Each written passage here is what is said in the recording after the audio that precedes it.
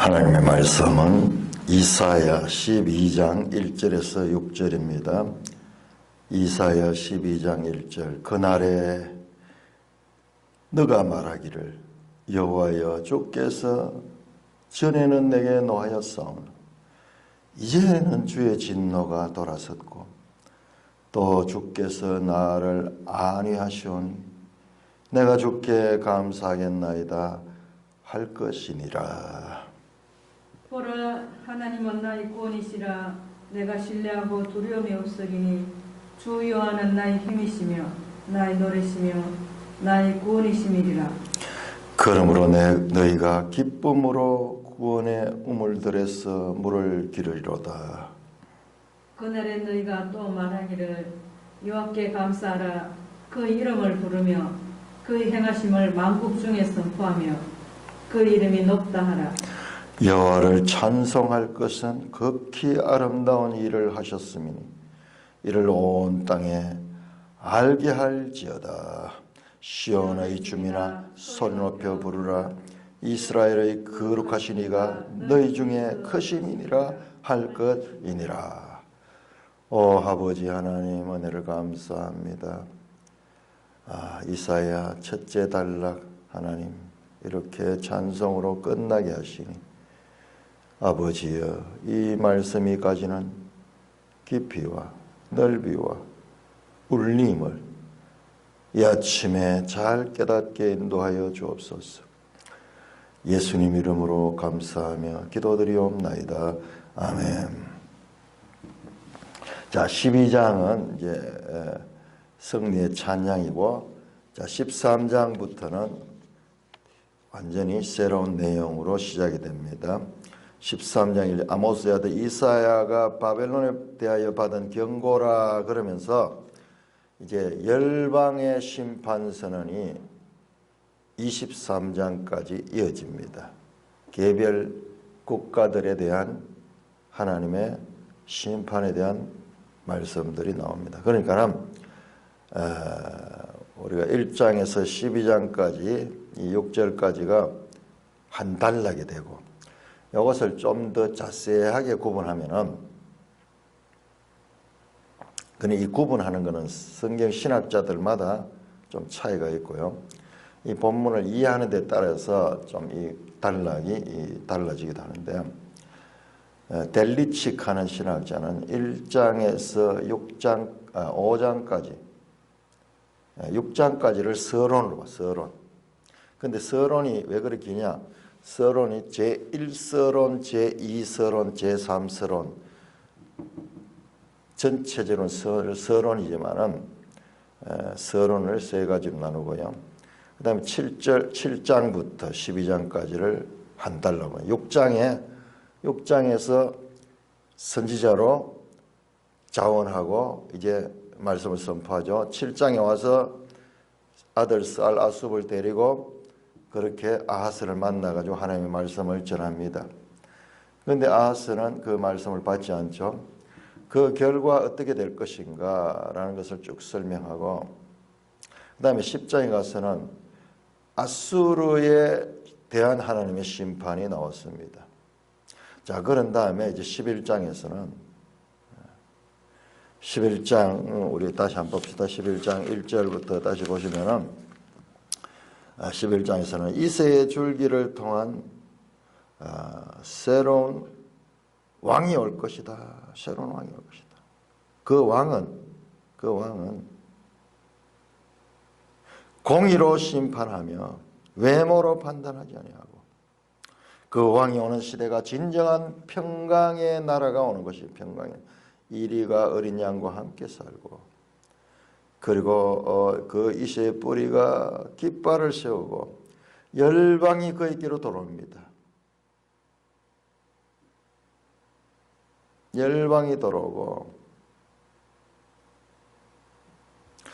이스라엘의 쫓긴 자를 모으고 유다의 흩어진 자를 모읍니다. 그때 에브라임과 유다의 서로 관계에서도 질투하고 괴롭게 하던 것이 끊어지며 진정한 평화가 내면적으로부터 이루어지고, 15절 보니 여호와께서 애굽 해만을 말리시고 그 손을 유브라데 하수 위에 흔들어 뜨거운 바람을 일으켜서 뭡니까? 이게 바로 출애굽할 때 홍해를 말리신 거예요. 홍해를 말렸어요. 그 다음에 유브라데 강도 말려가지고 글로 포로로 잡혀갔던 자들, 흩어졌던 자들이 그 물을 건널 수 있도록 그 7갈래로 그 하수에 길을 내어가지고 신을 신고 건너갈 수 있도록 큰 길이 있다. 16절 그 남아있는 백성 곧 아수르에서 남은 자를 위하여 큰 길이 있게 하시니 이스라엘이 애굽 땅에서 나오던 날과 같게 하시리라. 그런 게 제2의 출애굽인 거예요. 제2의 출애굽.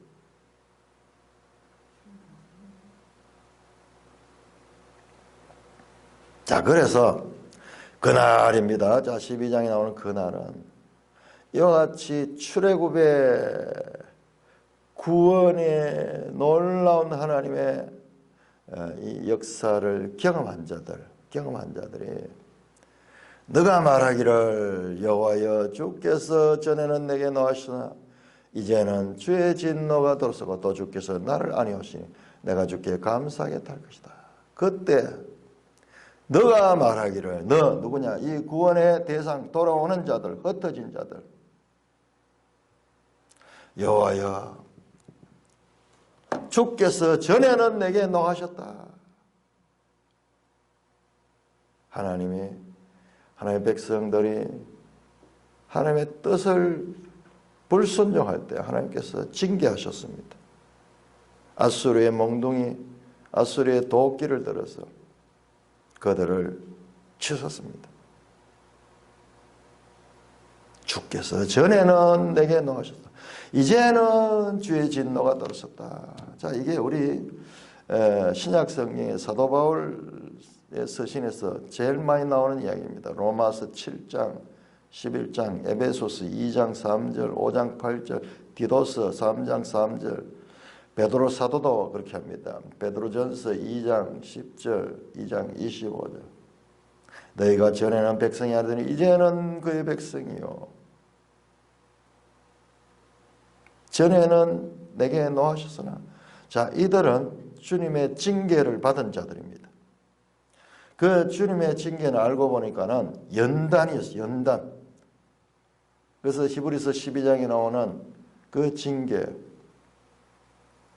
디시플린 훈련이라고 훈련해서 그들을 멸망시키기 위한 징계가 아니라 그들을 정금 같은 불순물을 제거하고 풀무불에 연단하듯이 전에는 내게 노하셨다. 이제는 주의 진노가 돌아섰다. 연단을 받았지만 멸망당하지 않고 이들은 남은 자들입니다. 인내로서. 그렇기 때문에 이와 같은 고백을 하시는 거예요. 징계를 받은 적이 없는 자들이 아니라 주님의 징계를 받은 자들이 이제는 주의 진노가 들어섰다. 또 주께서 나를 안위하셨다. 컴포트다. 성령의 사역입니다. 보혜사로 나를 이렇게 위로해 주시고 나를 새롭게 해주셨다. 내가 주께 감사하겠느냐 할 것이나 스스로 이와 같은 하나님의 징계를 받은 자들이 이제 하나님 앞에 나와서 자신들의 지난 죄를 회개하고 주님의 은혜를 감사하겠다. 그렇게 할 것이다. 앞으로 일어날 일입니다. 앞으로 일어날 일.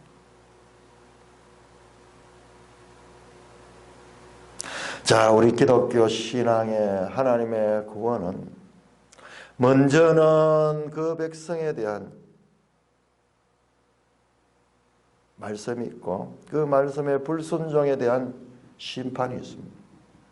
그러나 그 심판은 아주 멸하는 심판이 아니고 그 가운데서 남은 자들이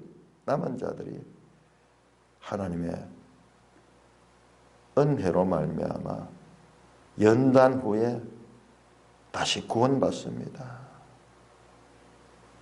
그래서 내가 주께 감사하겠나, 이 감사가 이 속에서 치밀어 올라오는 감사입니다. 이와 같은 하나님의 은혜를 경험하면은 감사를 하지 아니할 수 없는 마음속으로부터 깊이 치밀어 오르는 하나님에 대한 감사의 고백을 할 것이다, 그 말씀입니다. 우리가 이 코로나 시대를 맞아가지고 지난날 아무런 제약 없이 하나님께 나와서 마음껏 찬양하고 마음껏 기도하고 마음껏 하나님을 예배할 수 있는 것도 그것이 그냥 그런 줄 아는데, 지금 이런 시대를 맞아보니까는 그것이 얼마나 감사한 일인지. 우리 이 기성세대들은 지난날 이 나라의 가난을 경험했기 때문에, 먹을 것이 없어서 굶주려 봤기 때문에 지금 누리는 이 풍요가 얼마나 감사한지 그 감사를 마음 깊이 느끼고 있지만은, 그러나 그와 같은 과거의 이 어려움을 경험해보지 못한 자들은 이 풍요가 아니고 그냥 무덤덤하게 감사가 없는 거예요. 오모임 하는데도 소그룹 모임 못하게 하고, 그런데 당연한 줄 알았는데 우리 소그룹 모임을 그런 한 번의 제약을 거치면서 다시 하게 되니까는 그 시간이 얼마나 감사한지. 하나님께서 우리에게 복을 주셨는데도 그 복을 감사로 누리지 못하는 경우가 얼마나 많았는지.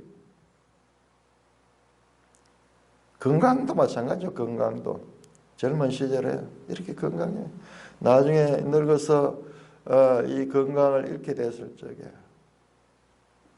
얼마나 그때 좋았는가. 그죠?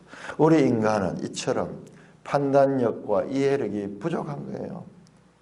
단면적으로밖에, 외모로밖에 판단, 눈에 보이는 것으로, 귀에 들리는 것으로부터 판단할 수밖에 없지만 하나님은 공의로 판단한다. 이 전체를 알고 우리 인생 전체를 보게 하시고, 우리 전체 가운데서 지금 이 순간들, 지금 이 일들이 얼마나 감사한 것인가.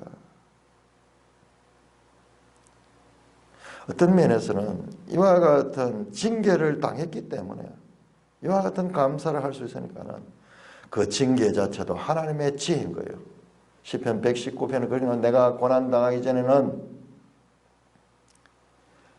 주님을 알지 못해서는 이제 고난당한 후에 주님을 알게 되었습니다. 그러므로 성도에 대한 하나님의 징계 또는 고난은 그를 하나님을 바로 알게 만들고, 또한 그가 지금 누리고 있는 복이 얼마나 복된 것인가를 감사할 수 있는 그와 같은 기회를 제공해 주기 때문에 이것이야말로 구원에 있어서 가장 중요한 것이다.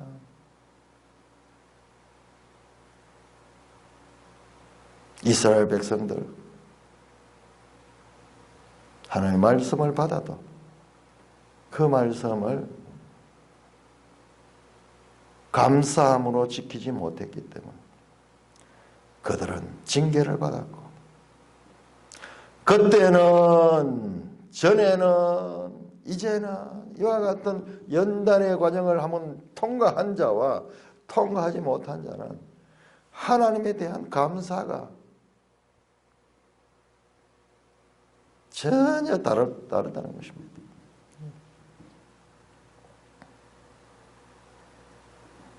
나를 아니오니 내가 주께 감사하겠나이다. 그런데 이스라엘을 이야기하는데, 유다를 이야기하는데 의하여 여기 내 나라는 단수로 그렇게 표현이 됐는가. 자, 우리 로마서 15장 한번 찾아봅시다. 로마서 15장 6절입니다. 한 마음과 한 입으로 하나님 곧 우리 주 예수 그리스도의 아버지께 영광을 돌리는 거예요. 복수의 사람들이 하나님께 말하지만 한 마음과 한 뜻으로 하니까는 이게 한 사람이 하는 것 같은 게 한 사람이 감사합니다. 2절입니다. 2절. 보라, 하나님은 나의 구원이시라. 내가 신뢰하고 두려움이 없으니 주 여호와는 나의 힘이시며 나의 노래시며 나의 구원이시라. 이 감사를 하는 자들이 이제 찬송을 하는 거예요. 보라, 드디어 힘내. 하나님은 나의 구원이시다. 나의 구원, 예수와 티, 나의 구원이시다. 이사야가 하나님은 구원이시다. 여호와는 구원이시다.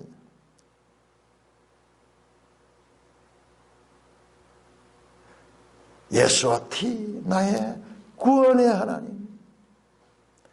내가 신뢰하고 두려움이 없으리라. 내가 신뢰하다. 이게 이제 히브리 원어 보면요, 이게 얼마나 시적이고 이 언어적인 그와 같은 묘미를 살린지 몰라요.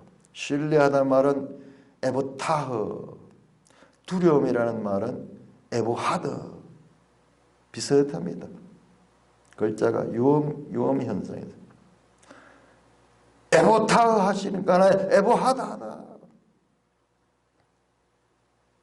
내가 주님을 신뢰하고 두려움이 없다. 신뢰와 두려움 없는 것은 동전의 양면이다. 같은 말씀이다. 에보타흐하고 에보하드 하지 않는다. 주 여호와는 나의 힘이시며 나의 노래시며 나의 구원이시다. 마음속 깊은 감사의 노래가 나오는데 여호와가 나의 힘이시고 나의 노래시며 나의 구원이다. 이 감사의 노래는 출애굽기 15장에서 나온 그 노래입니다.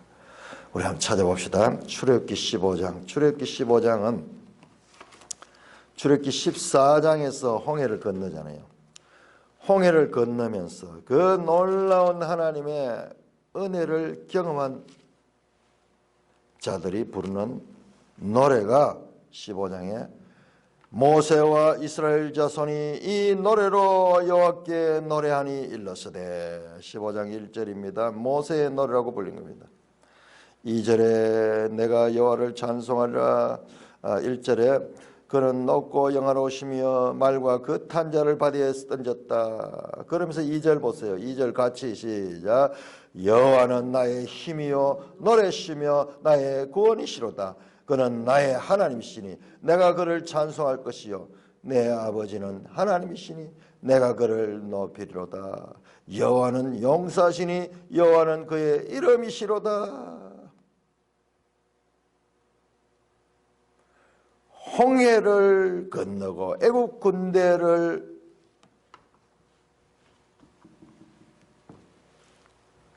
힘없이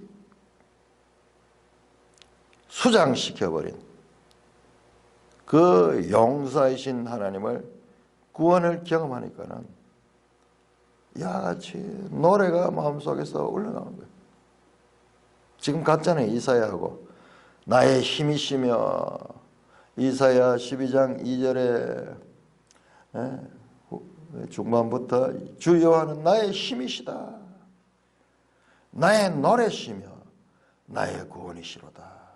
이게 단어가 똑같아요. 그런데 이사야서에는 하나가 더 있습니다.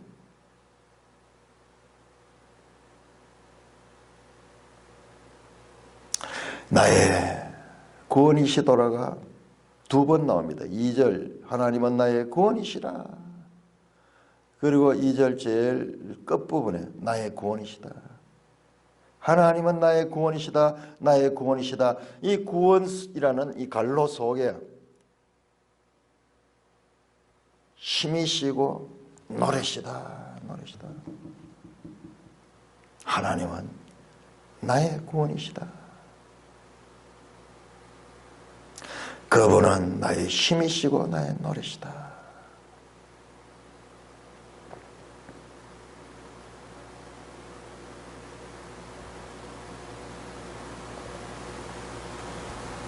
이렇게 모세의 노래가 부릅니다.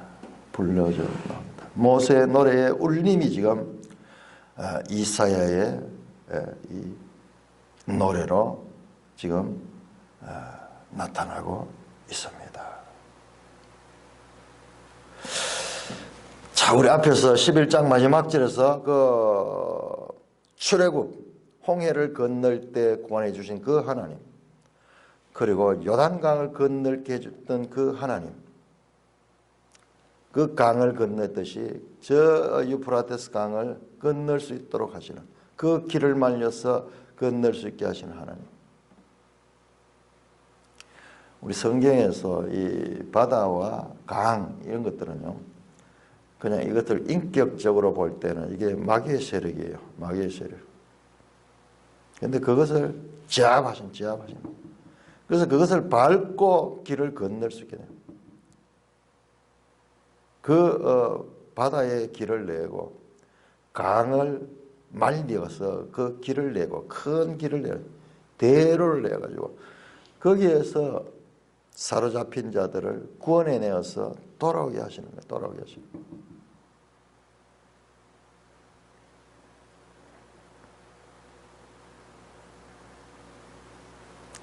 그 하나의 구원이 되셨다. 우리 이 원어를 보면은 이 모세의 노래와 이사의 노래가 좀 약간 차이가 있는데 나오는 단어들은 같지만은 이보다도 이사야 노래가 더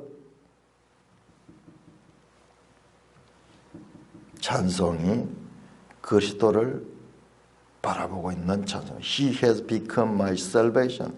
그가 나의 구원이 되셨다. 구원이심이라. 구원이 되셨다. 모세는 저 멀리 바라봤고 이사야는 더 가까이 바라봅니다.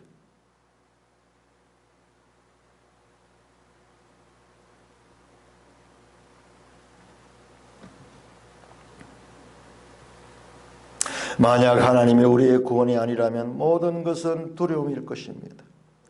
인간은 고독하며 힘이 없으며 긴 밤의 어둠 가운데 있을 뿐이며 흑암 가운데 소망이 없을 것입니다. 여호와는 나의 힘이시며 나의 노래시며 나의 구원이시다. 구원을 경험한 자들의 노래. 그 노래가 이사야 12장에서 울려 퍼지고 나옵니다. 그러니까 7장에서 12장까지 그 7장에서 이 하나님이 이사야를 부르고 이 아하스에 보내고 그 다음에 그들이 불순종함에 대한 하나님의 징계에 대한 경고들을 하셨고 그리고 10장에서는 그 가운데서도 하나님은 계속 9장에서도 기묘자, 모사 그 구원의 이 메시아에 대한 예언들을 주셨잖아요. 7장부터도 줬잖아요. 징조를 주겠다. 한 아기에 대한 징조를 줬고 그 다음에 9장에도 더 구체적인 징조를 줬고 10장에서 아수르에 대한 심판이 있었고 11장에서 다시 하나님의 이새의 싹에서 오는 구원의 메시아에 대한 말씀을 줬고 12장에서는 그 결과를 찬송하고 있는 거예요. 그러니까 이사야서 이 첫째 단락에서는요. 첫째 단락 이 7장에서 12장에서는 심판에 관한 메시지보다도 회복과 구원과 감사의 찬양이 울려 퍼지는 그 내용들이 더 많은 거예요. 더 많은 거예요. 계속 하나님은 그 구원의 메시지를 노래할 수 있도록 하시고 있는 것입니다. 3절입니다. 그러므로 너희가 기쁨으로 구원의 우물들에서 물을 기르려다. 우물들 복수입니다. 물을 기른다. 구원받은 자들의 기쁨으로 늘 감사한 거예요. 구원의 우물들. 요한복음 4장 14절 내가 주는 물은 이 물과 다르다. 요한복음 7장에서 누구든지 목마르거든 내게 와서 마시라. 너희 속에 생수가 솟아내리라. 그 생명의 생명수 물을 마심으로 그는 늘 가라지 아니하고 구원의 기쁨을 누리게 된다는 것입니다. 그날에 너희가 또 말하기를 이와 같은 큰 은혜를 입은 자들이 감격해서 말하는 거예요. 여호와께 감사하라. 그의 이름을 부르며 그의 행하심을 만국 중에 선포하며 그의 이름을 높다 하라. 이 같은 하나님의 구원의 은혜를 경험하니까요. 이거는 하나님에 대한 지식이 이제 생긴 거예요. 이분만이 우리가 찬송하여야 될 분이고, 이분만이 구원이고, 이분 앞에만 우리가 감사를 돌려야 된다. 그래서 이와 같은 하나님의 크고 놀라우심을 만국 중에 선포한다. 구원받은 자들의 그 구원이 열방 가운데 땅끝까지 이르러 모든 사람들에게 그 하나님의 놀라우신 구원을 선포하는 것이 자발적으로 있는 거예요. 자발적으로. 5절인데 여호와를 찬송할 것은 극히 아름다운 일을 하셨으니 이를 온 땅에서 알게 할지라. 극히 아름다운 일을 하셨다.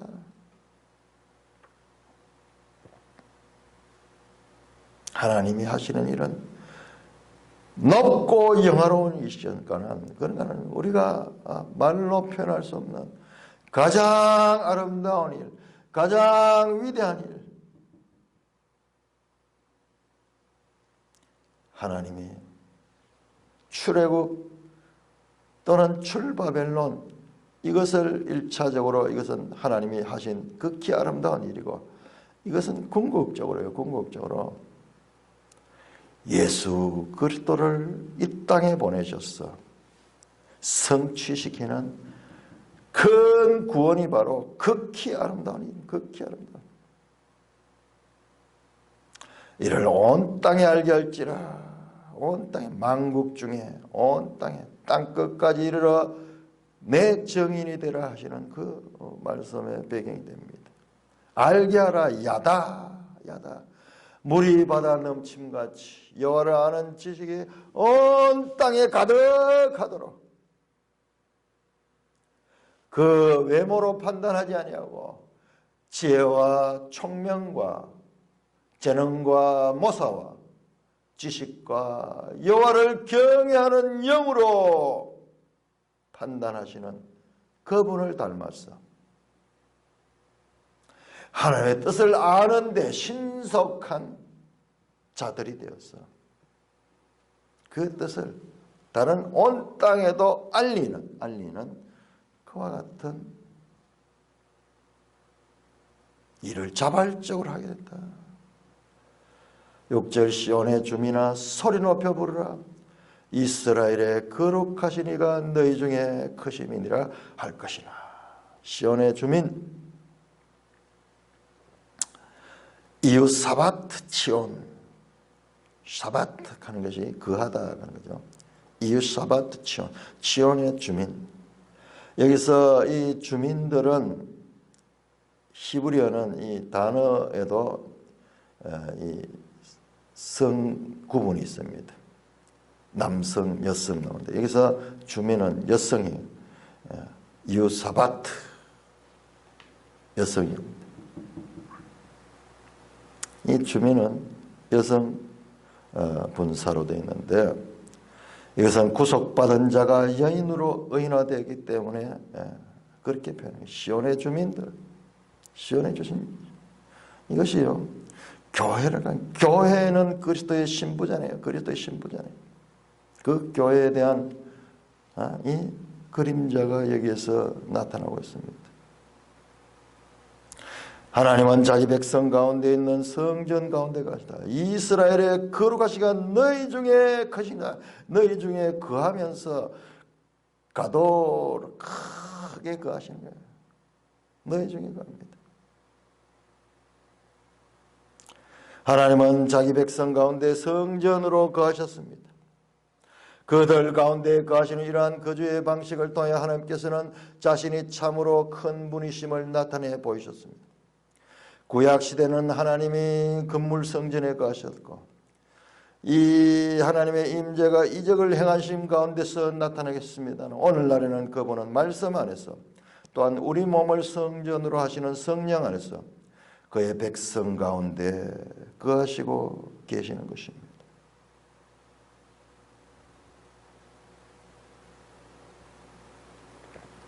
(6장에서) 이사야는 선지자로 부름을 받고 7장의 사역을 시작하면서 아하스에게 징조를 전했습니다.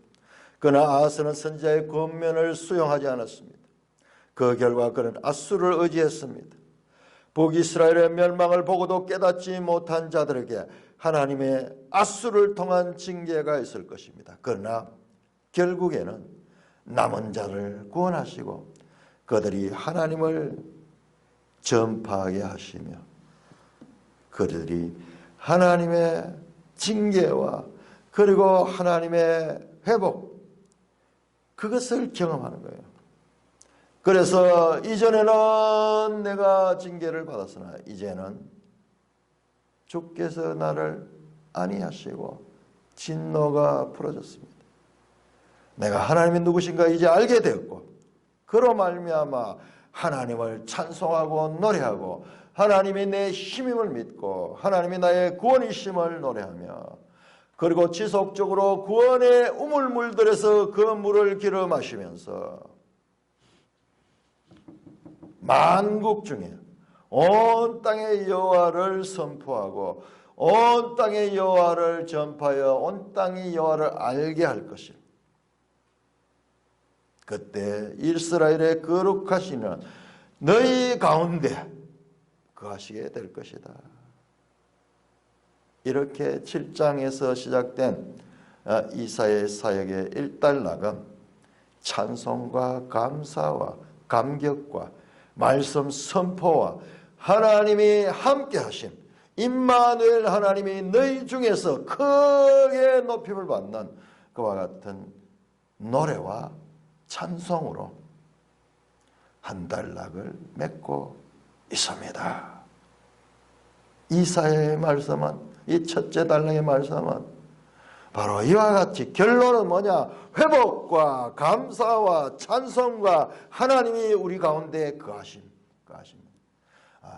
이와 같은 결론을 내리고 있습니다. 이 찬송은요, 이 모세가 홍해를 건널 때 출애굽 15장에서 불렀던 이 찬송은 이사야가 12장에서 다시 그 울림으로 찬송을 하고 있고 그리고 이 찬송은 마지막 요한계시록 15장 2절 4절에서 유리바다를 건넌 자들이 새 노래로 부르는 그 노래가 될 것입니다. 자, 우리 요한계시록 15장 한번 보시죠. 요한계시록 15장. 요한계시록 15장 2절입니다. 또 내가 보니 불이 섞인 유리바다 같은 것이 있고 짐승과 그의 우상과 그의 이름의 수를 이기고 벗어난 자들이 이기고 벗어난 남은 자들은 이기고 벗어난 자들입니다. 유리바다가에 서서 이제 유리바다를 건넌 다음에 그 바닷가에 서서 하나님의 금은고를 가지고 하나님의 종 모세의 노래 어린 양의 노래를 불렀다. 그 홍해를 건너고 불렀던 그 노래. 주 하나님 곧 전능하신 이시여 하시는 일이 크고 놀라우시다. 만국의 왕이시여 주의 길은 의롭고 참되다. 주여 누가 주의 이름을 두려워하지 않으며 영화롭게 하지 아니할까. 오직 주만 거룩하시니이다. 주의 의로우신 일이 나타났으며 만국이 와서 주께 경배하리라 하더라. 이제 만국 주의 이 놀라우심, 주의 이 전능하심, 주의 놀라우심, 이를 유리바다를 걷는 자들이 짐승과 그의 우상과 그의 이름의 수를 이기고 벗어난 자들이 부르는 찬송으로 다시 또 최종적으로 울려 나오게 될 것입니다. 우리는 성경을 전체적으로 봐야 돼요. 비록 앞에서 이사야서의 징계들에 대한 말씀들이 많이 나왔지만 그 징계들조차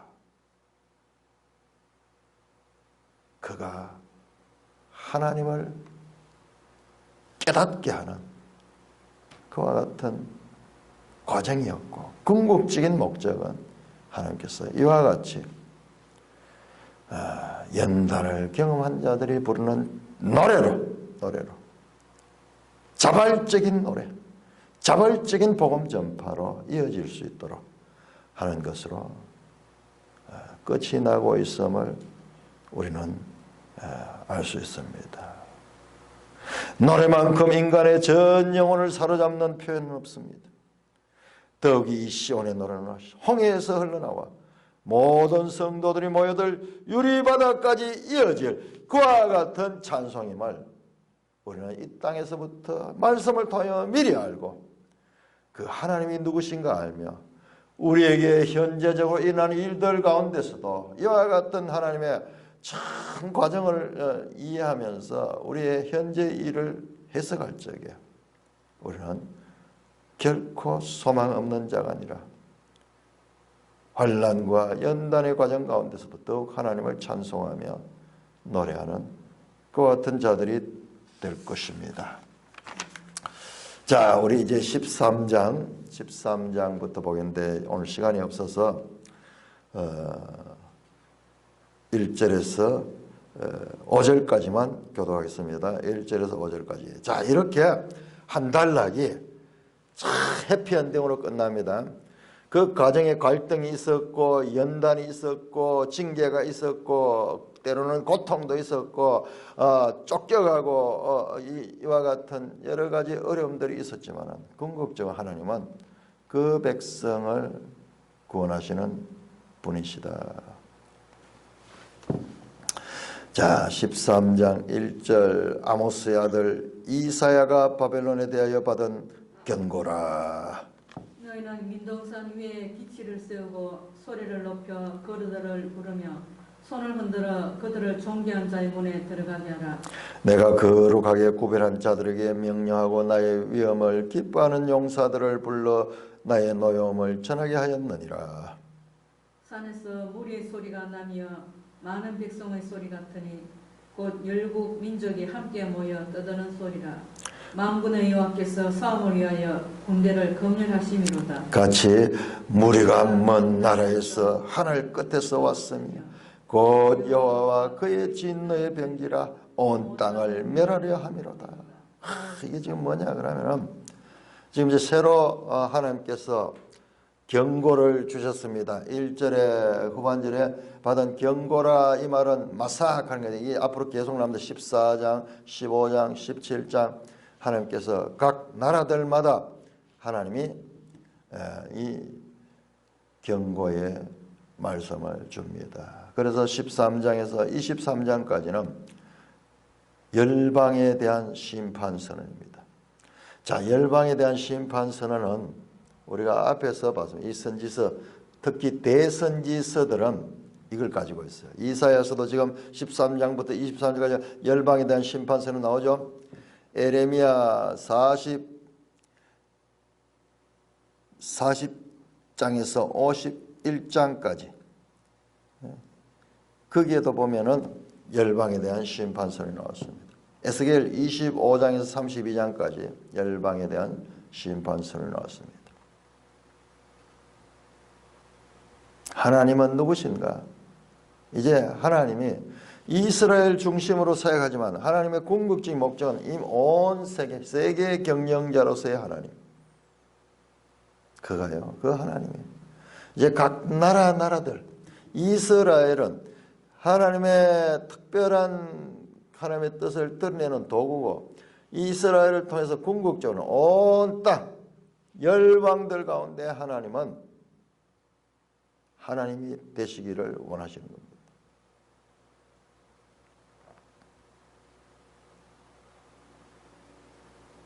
자, 2절입니다. 너희는 민둥산에 기치를 세우고 소리를 높여 그들에 부르며. 민둥산, 우리 지난번 개혁성경에는 자산이라고 번역했는데 산에 나무가 없는 곳이에요. 그게 다 군대가 모여요. 군대가 산 위에 올라요. 군대가. 산에 나무가 많으면은 군대가 그 집결할 수 없잖아요. 그래서 산을 확 밀어버리고 거기에 군대가 모이는데 이거는 좀 긍정적인 의미예요. 지금 여기 나오는 건 뭐냐 그러면은 이 군대가 모여는 군대가 모이는데 이 군대가 어디서 오느냐? 5절에 보니까 먼 나라에서 하늘 끝에서 왔고 또 그렇게 온 나라에서 하늘 끝에서부터 모여오는데 이 군대가 뭘 하려고 하느냐?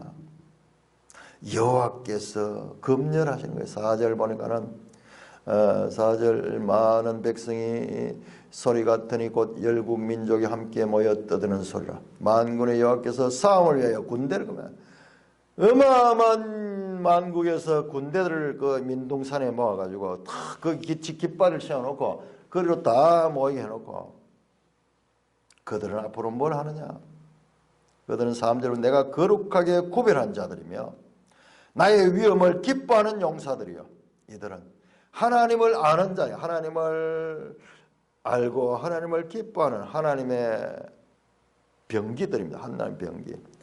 5절에 보니까는 그의 진노의 병기라 하나님의 뜻을 이루며 심판하는 병기로 사용될 군대들이 이 민둥산에 깃발 아래 다 모여오는 거예요. 이제 전쟁하기 전에 군대를 쫙 모아가지고 어떻게 하느냐? 검열하는 검열.